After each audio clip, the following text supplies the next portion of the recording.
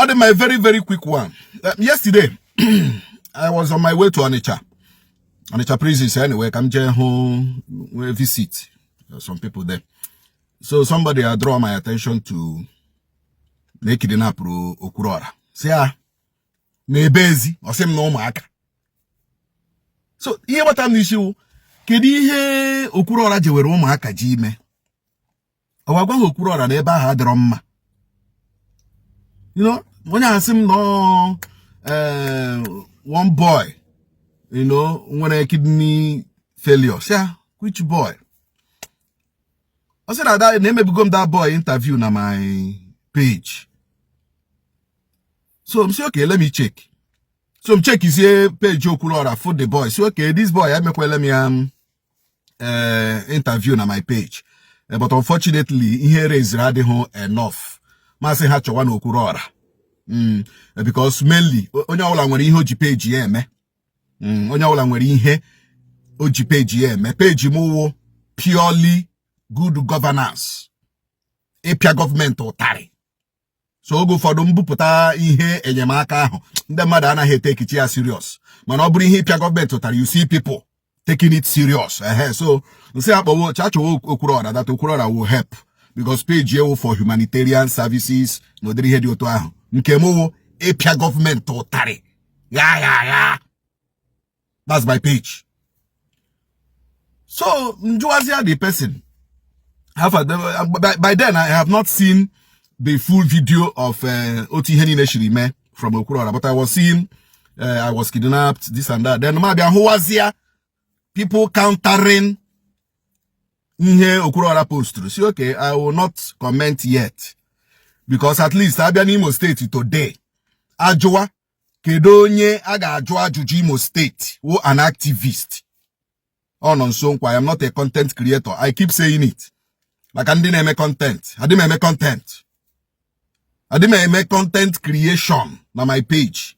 You have a here where I didn't zone kunkem. So man I say he should have showed the evidence. Give him a show evidence. And I don't believe anything you see on social media. Okwuluora jikwa acho clout. Okwuluora jikwa acho followers. Okwuluora jikwa men cause. You know. So we be him get until man from so this morning thankfully Okwuluora quote Henine Shirime. And I want to ask Kedashi dini Okwuluora kuru. I want to ask Kedo, where is the lie? No Okwuluora si de kidnap ya no umuaka. Giwa no onwe gi na asi oloto sha si de kidnap ya or we mara no umuaka is a very umuaka esioha that axis is not good. Awu mo nyumu no ha. O me kotaram. Ama mi na gota.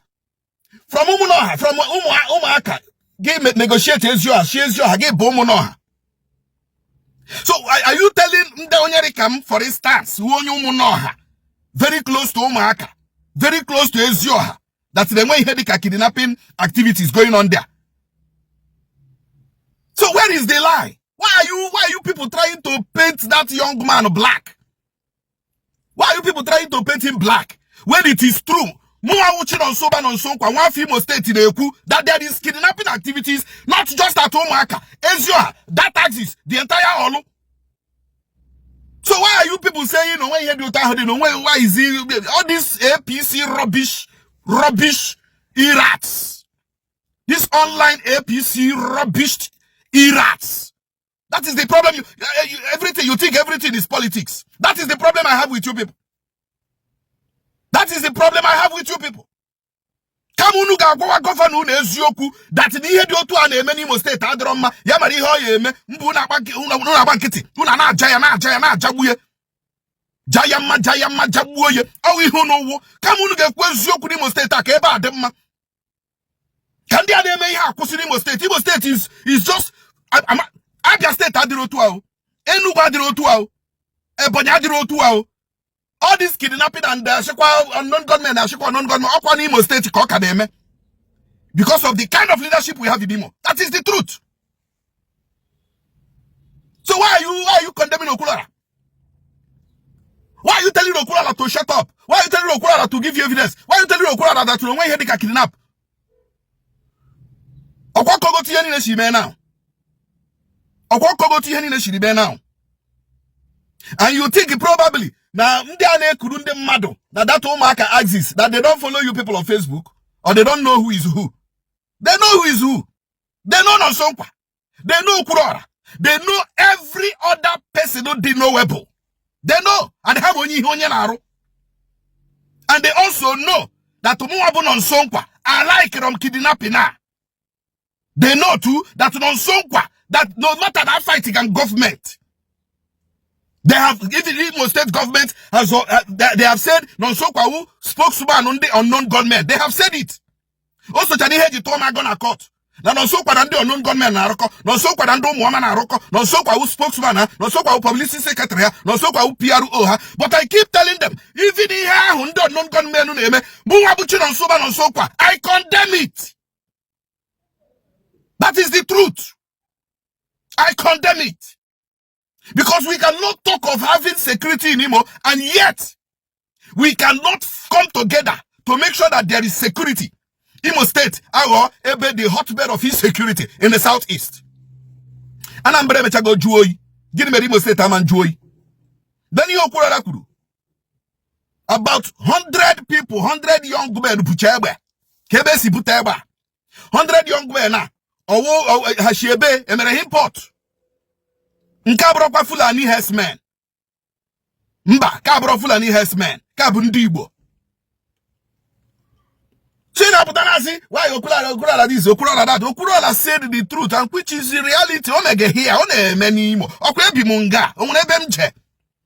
Okwe kwele muke kwuru heburu mja Abuja. Kubuom na sell 1 month. One on the Maitama police station for 1 month because of ihe kwuru. Because of Asim, una use sile bubago ebu ndị Imo. Governor Marihi na-eme maka this. Ebubo tuom charge. Kubuom 1 month. Nocha anata. Last year, achọkwa Igbo datara anyị ndị IDP here. Asị m mba na anyị achọrọ ya. Unu ga-eme ka insecurity anụ anyị na-achọ ka anyị mụrụ isi eme na ka ọ dịkwa worse. Akụkpuom na prison no 2 months. Mmechakwa afụta. Okwa kam no n'Imo State. Onwere ya ajụba ajụjụ Imo State very well na bụrụ Nonsokwa. Mụnwa ka ya ajụ ya. Nonsokwa ka ya ajụ ajụjụ Imo very well. Nkọrụ go Imo State do. So stop all this rubbish, you know, mega. There is insecurity in Imo and the governor is not doing anything. QED. There is insecurity here. There is insecurity in Imo. Now for one day the job, but I send them at Lotawano. Come and invest in Imo. Which Imo are you coming to invest? Which Imo are you coming to invest? Here government question Imo maybe and I send them at Lotawa we invest. There is insecurity here. QED. And Okwuluora is right. So stop all this rubbish defending government that not defend there. In defend the government. Government that able to demand need that or not. How many days ago? Or condemn be ye? Any Imo State. Government had that condemn here. I'll be a banketi. No.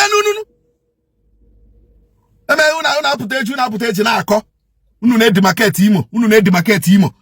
Tell your government the truth. Let the government share this state, then every demarcating will stop. We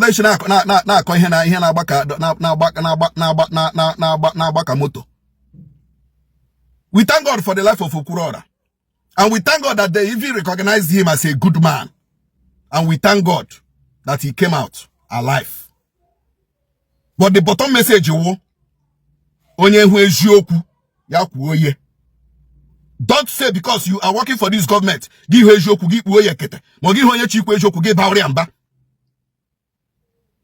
nobody is happy with the kind of things you say. Nobody is happy.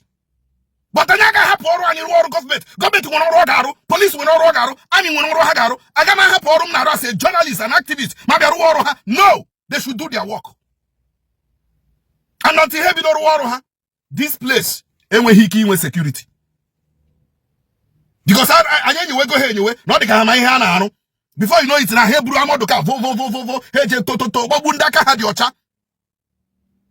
Gbagbu ndaka ha di ocha. Agbagbu ndaka ha di ocha hebru ha si na hande ude wali ndaka ha di ocha unde gagaro onwe ha agbagburu. Gisim na nde police army, DSS ama hebe nda ano. Adika unu jibre na anya anwu gari. Okwuluora. Thank God for your life.